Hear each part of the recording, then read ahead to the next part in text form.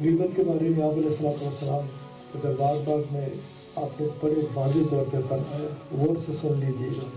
کہ صحابہ کرام رضوان اللہ تعالی علیہ اجمعین نے عرض کی کہ یا رسول اللہ صلی اللہ علیہ وآلہ وسلم،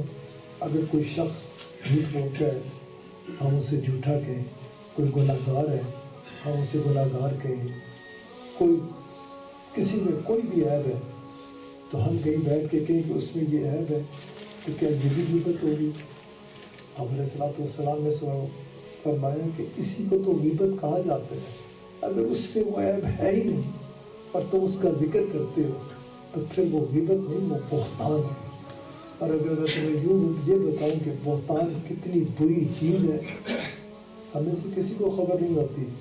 کہ ہم نے ادھر سے سنی، خاص طور پہ آج کل یہ جو سوشل میڈیا وغیرہ کا سلسلہ چل پڑا ہے۔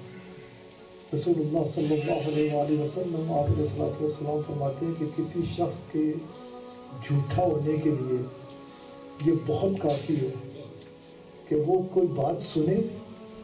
کسی جگہ سے اس نے سنا دیکھا۔ آج کل تو حد یہ ہوئی ہے، میں نے بڑے مفتیان اکرام سے بات کی ہے اس پہ، آج کل تو حالات یہ ہو گئے ہیں کہ اس کو تو چھوڑ دیں کہ ہم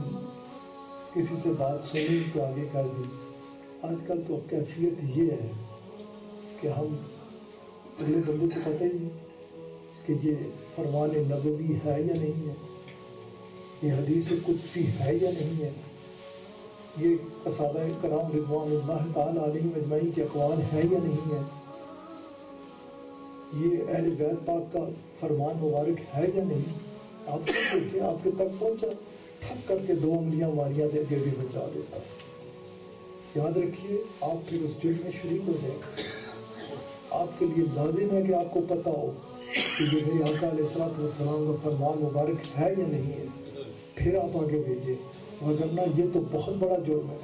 بہت بڑا جرم ہے، کیونکہ یہ دین کی بات ہے، اس لیے محتاط رہیں۔ یعنی میں جو بات کر رہا تھا، آج کل تو اس میں اس سلسلے سے اتنا پھیل گیا ہے کہ ادھر سنی ادھر آگے بھیج دی، تحقیق کے بغیر، وہ دین کی بات ہو یا کسی شخص کے بارے میں بات ہو، ہمیں بہت زیادہ محتاط رہنا چاہیے، بہت زیادہ محتاط رہنا۔ بولا یہ حساس مسئلے ہیں، دونوں کے دونوں بہت حساس معاملات ہیں، اس لیے اس پہ بھرپور توجہ رکھیں کہ آپ کسی صورت بھی کسی ایسی چیز کا حصہ نہ بنے جس سے شر پھیلتا ہو، جس کی وجہ سے فتنہ پھیلتا ہو۔ فتنہ آپ کو، مجھے، ہم سب کو خوب علم ہے کہ قتل سے بری چیز ہے، ہمارے دین نے کہا ہے کہ قتل سے بری چیز ہے فتنہ پھیلانا، آگ لگانا، لوگوں کو آپس میں ایک دوسرے سے دور کرنا۔ بھائی بڑی مختصر سی زندگی ہے، کوشش کر کے اسے اس انداز سے گزار کے بس ہر وقت، ہر لمحہ، ہر آنکھ خیر کی بات کرے، کسی کے کام آنے کی بات کرے، کسی کے